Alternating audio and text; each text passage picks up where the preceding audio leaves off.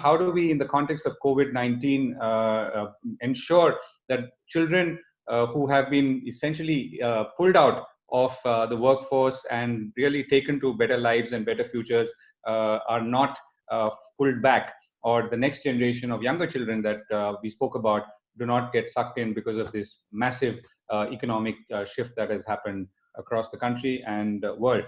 Today, it is even more important than ever before to have this conversation about child labor.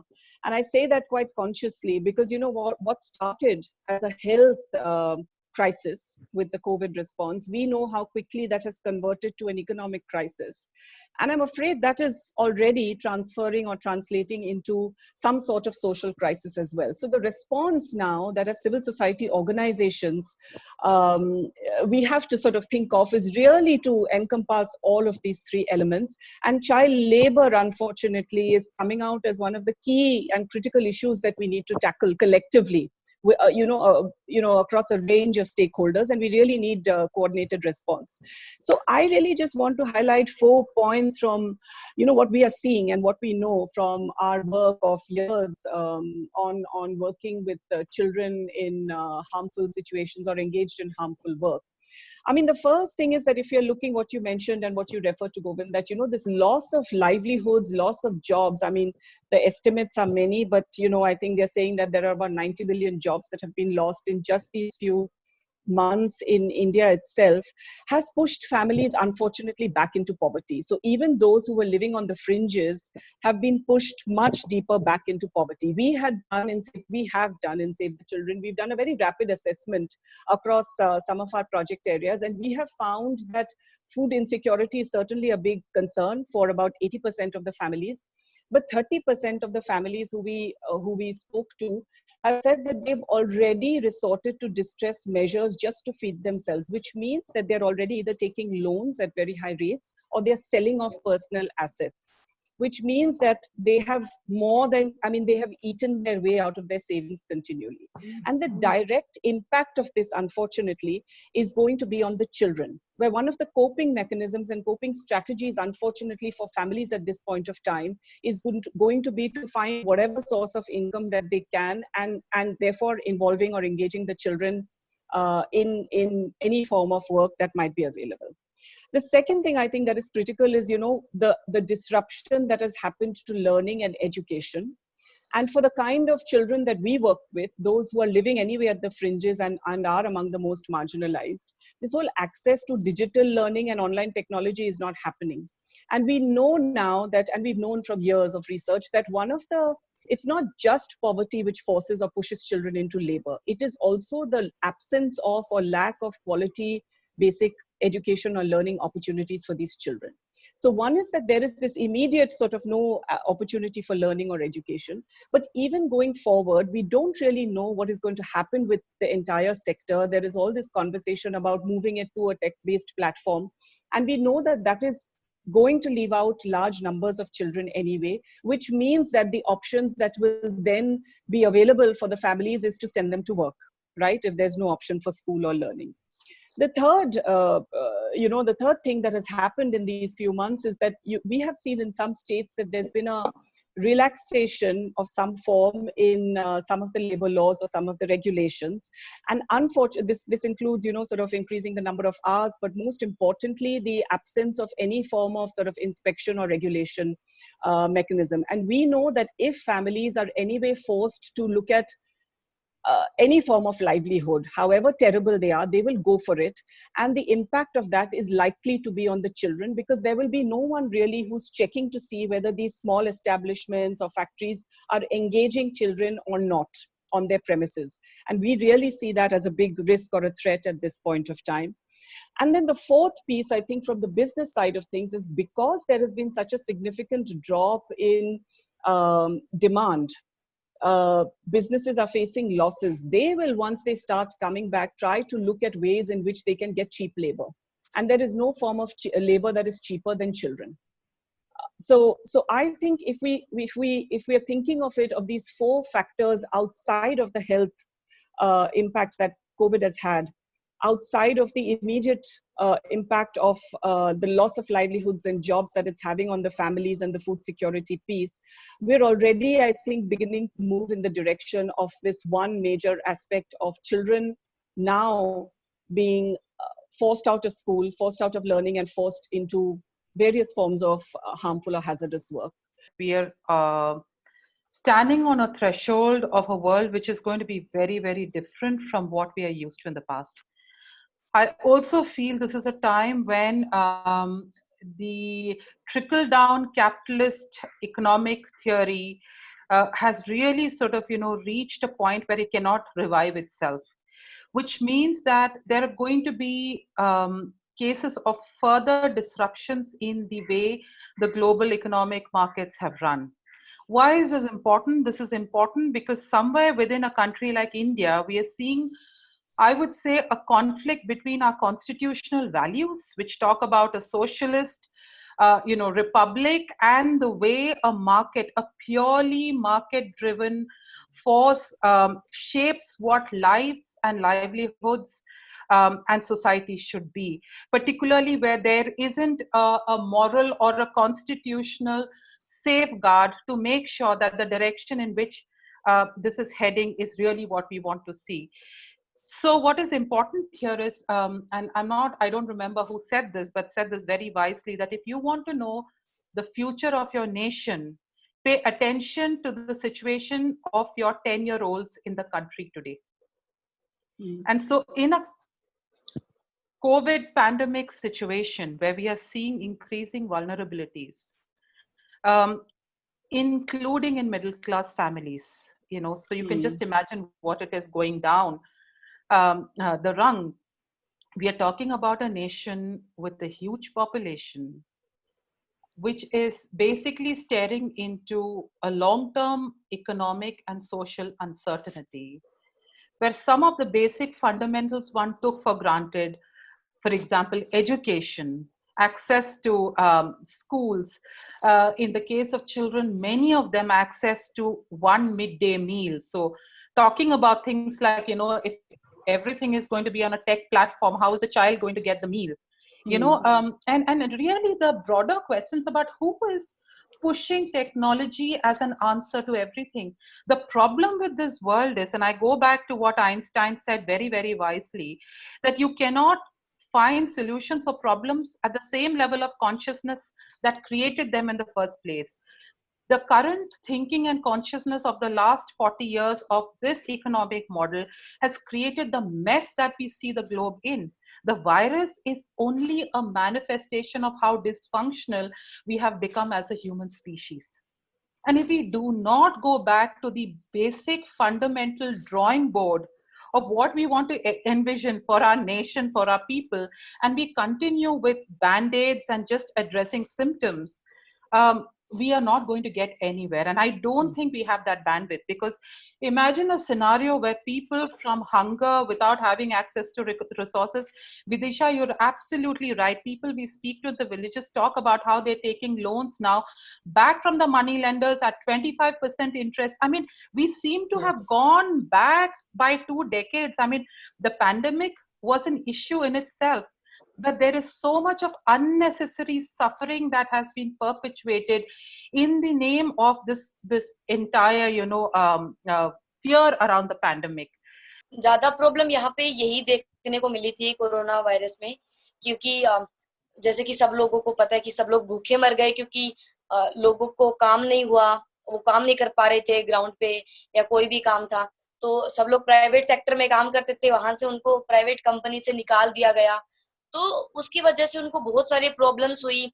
और जो बच्चे थे जिनका हमने स्कूल में एडमिशन करवाया, मेरी बुलंद उड़ान ने, जो 700 प्लस बच्चे थे जिनको चाइल्ड लेबर से हटाकर उनको मैंने स्कूल में एडमिशन करवाया था, तो क्योंकि मेरा टारगेट और मेरा जो ड्रीम है वो यही है कि मुझे चाइल्ड लेबर फ्री इंडिया करना है, जो चाइल्ड फ्रेंडली इंडिया करना है। तो उसके अंदर जब मैंने देखा कोरोना वायरस में पिछले 60 दिनों में कि उन बच्चों से जब कांटेक्ट किया, फोन से बात की, तो पता चला कि उन बच्चों के पास शाम तक का खाना भी नहीं नसीब होता है, और वो इस चक्कर में बैठे होते हैं कि एक बार तो कोई और संस्था वाला उनको बना बनाया खाना दे आता है, ठीक है, वो दूसरे दिन और सुबह यही वेट कर रहे होते हैं कि शायद वो आएंगे और हम खाना खाएंगे। वो प्लेट और थाली लेके बैठे होते हैं, लेकिन 2 दिन तक 3 दिन तक कोई नहीं आता है। तो इस चीज का जब मैंने उनसे फोन करके पूछा और ये सब चीजें, तो 500-600 प्लस ऐसे बच्चे थे जिनकी फैमिली थी जो भूखी मर रही थी। In the context of the world of work and in the context of livelihoods that you both spoke of, now it's quite obvious that we are looking at a specter in the next couple of months and the years to unfold of a situation where millions of people will be at great distress. Now, if you look at the numbers story itself, we know that there are roughly over 2 billion informal workers in the world, largely in global south, but also in global north. But if we go back to our own country and look at that, we are talking of roughly about 500 million, about 40 crore or so, little less than 500 million people. And we all know from all data trends, Vidisha ji spoke of some quick rapid surveys. We at ActionAid are just concluding the round one of our longitudinal survey of informal workers with a sample of about 11,000 workers in 422 districts. And the trends are pretty clear that 60 to 70% of informal workers have ended up losing jobs. So whatever jobs they had, whatever the definition of those jobs may be, precarious as they were already. And we also know that they're not going to be able to recoup this employment in the next months. So let's spare a thought of what's happening to street children at the moment when they have to really, I mean, they're facing a specter of hunger. Let's talk to children. Let's think of children who were already in child labor, in hazardous occupations. They may have got temporary relief, quote unquote, by the way of closure of those hazardous occupations. But they face another specter, which Anju put it very, very nicely. It is either the virus or the specter of hunger. So, and then the third category is of children who are going to be at greater risk of child labor, child trafficking, particularly among girls, particularly among social diversities. One can see a silent and a horrible rise of trafficking or anticipate it and therefore plan to protect against. So that's one line of things. Now, that therefore means we need to be looking at solutions with reference to employment, with reference to employment in the sort of wage sector, but also employment in terms of other forms of livelihood. We are at a time of crisis, and economic crisis, health crisis, all kind of crisis situations that Vidisha was talking of to open this conference. Let's remember that there have been several other crises in the world. And crises are defining moments in history. Remember the great crisis of 1929 and the emergence of welfare state and the liberation of global south and the struggles of global south in the early years of the 19th century. So that was one crisis which gave relatively more progressive outcomes. But we should not also forget the hard crisis of 2008. We had a similar crisis, not quite virus inspired, but quite the food crisis, the fuel crisis, and as the economic crisis called the triple crisis of 2008. What came thereof has hard lessons for us. So is this particular crisis, we are in an economic crisis, is this particular crisis going to lead to advances of the world, which means advances for children, which means advances for women, which means advances for workers and those who are exploited, is a moot question to ask. To me, I mean, at least where I sit, a key intervention is obviously financial. Is it in the form of some income support? I was interviewing Mahesh Vyas, the economist and of the Center for Monitoring Indian Economy, and his number was about 20,000 rupees per displaced family or family that has lost its job. The basic thing that I think we are not yet there on is the social safety net piece, right? And I think where social safety nets are concerned, you have to think about households. When we think of families, we tend to think of them as, families which have the father and the mother and the children. We are talking here about families which are women-headed, which are child-headed in many cases. So I think we really have to, at this point of time, think about advocate for social safety nets for the most marginalized children who are at this point of time at the greatest risk. The real action, unfortunately, lies in sort of creating a movement and community vigilance, awareness, and action. So, the kind of intervention that Anju spoke about. And I think we at Save the Children, we've seen many of these interventions across the range of programs. And I think there's a real need now to step up that awareness, to step up that knowledge, to sort of re-energize those movements of community action, or re-energize those groups, whether they're children's groups or their village level child protection committees, to strengthen them, to empower them, and to really be able to sort of empower them with the knowledge, awareness, but also the tools and where they can go to from a response. Right. So you're saying, very hyperactive community watch model. Yes. The issues that I want to place, which I think are immediate and critical, I absolutely support India looking at the case of a universal basic income, because right now, all our ideologies, philosophies, and strategies make no sense to a person. Anju said this so beautifully. जब वो 500-700 बच्चे भूखे थे, you can't talk to them about any of the other things. We've got to get food into the stomachs of the people across the country. So that food is or the money, number So I think Vidisha said, see, immediately is food, while we Sure. see what are the mechanisms for money, because you can't eat money, right? You've got to have the 3 food meals in a day, or at least 2 meals. Anju for us represents the potential every 10-year-old has. This is what I said. This is how you do nation building. Anju was 10 years when Save the Children entered her life. Look at where she's now. Look at how she's making change happen. This is what we need to do. Sandeep, I think you said that 60 to 70% of informal workers have lost jobs, according to the survey you did. Lakshmi also pointed out, and this has been is beginning to be reported, that people have in some ways come back in the clutches of money lenders, which all this financial intermediation or disintermediation efforts of the last decade were hoping to undo. And obviously, if you're able to give financial inclusion and independence to people, and by starting with a bank account and then obviously jobs, then they have better control on their future. But that is not likely to happen now, because things are going to go backward. What's your Sandeep? What are you seeing as an intervention there?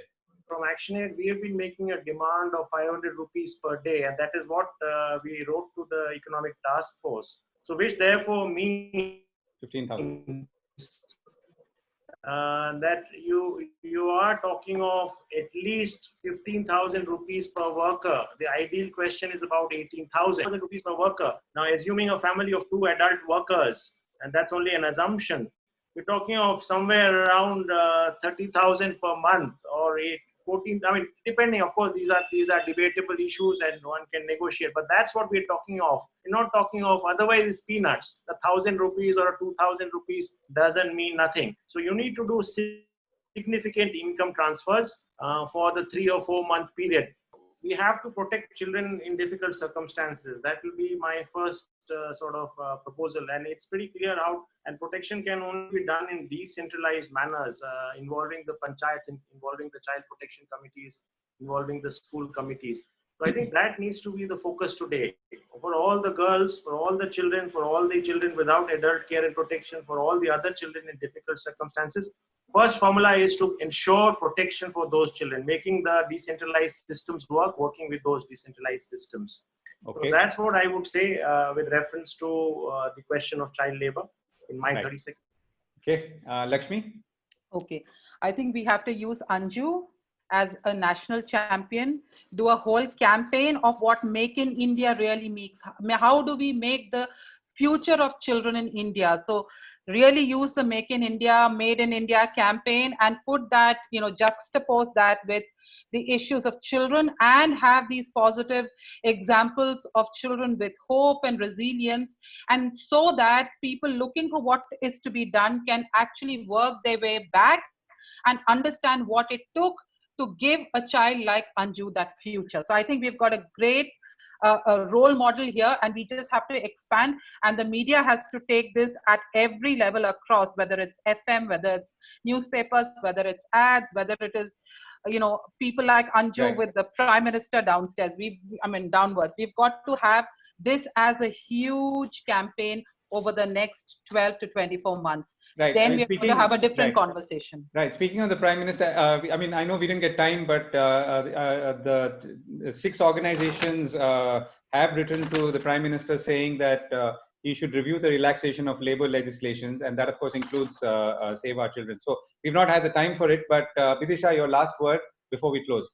So I have to say that I fully agree with what both Sandeep and Lakshmi have said. I think the need at this point of time is to really strengthen